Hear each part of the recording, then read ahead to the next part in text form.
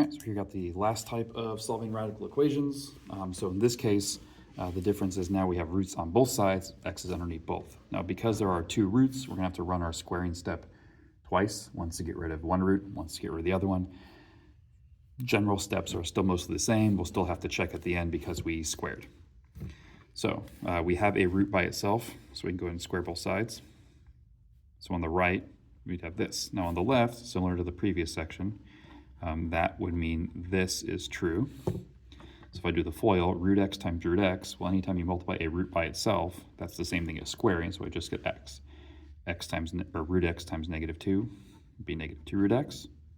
Same thing again on the insides, and at the ends, 4. So x minus 4 root x. Now we can use a similar trick as we did last section to get those numbers, because that rule is still true. To get the front, you square the front, so root x squared cancels it out, just x. To get the back, square the -2, 4. To get the middle, multiply them together. Root x times -2 is -2 root x, and then double, -4. Now, in this case, we need to get that root by itself. So I need to move the x across, and I need to move the 4 across. So -4 root x. The x's would cancel, and I'm just left with -8. Now, before I can get rid of the root has to be by itself, so I have to divide by -4. So root x equals 2. And now that the root's by itself, I can square both sides. So x potentially is 4. So then to check, if I plug 4 in, well, this would become root 4. Root 4 is 2. 2 minus 2 is 0. If I plug 4 in on the right, 4 minus 4 is 0. The root of that is 0. So I get 0 equals 0. True statement. All right, so for 2, we're going to square both sides. That eliminates the root on the right. On the left, we can use our shortcut. So root x squared is just x. At the end, 1 squared is 1. Root x times 1 is 1 root x. Double to be 2 root x. Get the remaining root by itself. So 2 root x equals 5. Divide the coefficient out. Root x equals 5 halves. If you prefer the decimal, that's fine. You could also do it 2.5. And then square. So, whoops, root's gone. So when you square a fraction, you square the top and bottom separately. So 5 squared is 25, 2 squared is 4. Over here, if that's just calculator math, you'll get 6.25. Either one is fine. As a brief check, we don't get any negative numbers, so we are okay. Alrighty, number 3. So square, square. So x minus 7. So over here, root x squared is just x.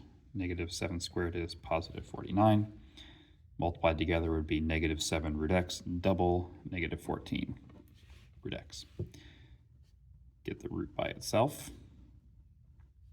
So -14 square root x is equal to -7 minus 49, -56. Divide the -14 across. I don't know if that goes in evenly. It does. That's just 4. And last step, square. So x equals 16. To check, plug it in. Root 16 is 4. 4 minus 7 is a negative number. So the check I'm doing is this. So that's 4 minus 7 equals the square root of, was that 9? So -3 equals +3, which is not a true statement, so that cannot be the solution. So this one actually has no solutions. You usually only really have to worry about it if this one that has the regular root x has a subtract. Like this one will never be a negative number on the left, so we don't really have to worry about our check, but we'll still do it anyway. Square both sides. So x plus 9. Over here, x plus 2 root x plus 1. Oops, x, 1. So 2 root x equals 8. Root x is equal to 4. Square both sides, I get 16 again. So as our check, root 16 plus 1 equals square root of 16 plus 9. So that's 4 plus 1 equals root 25. 5 equals 5. So 16 is in fact our solution. And that is the end of the section.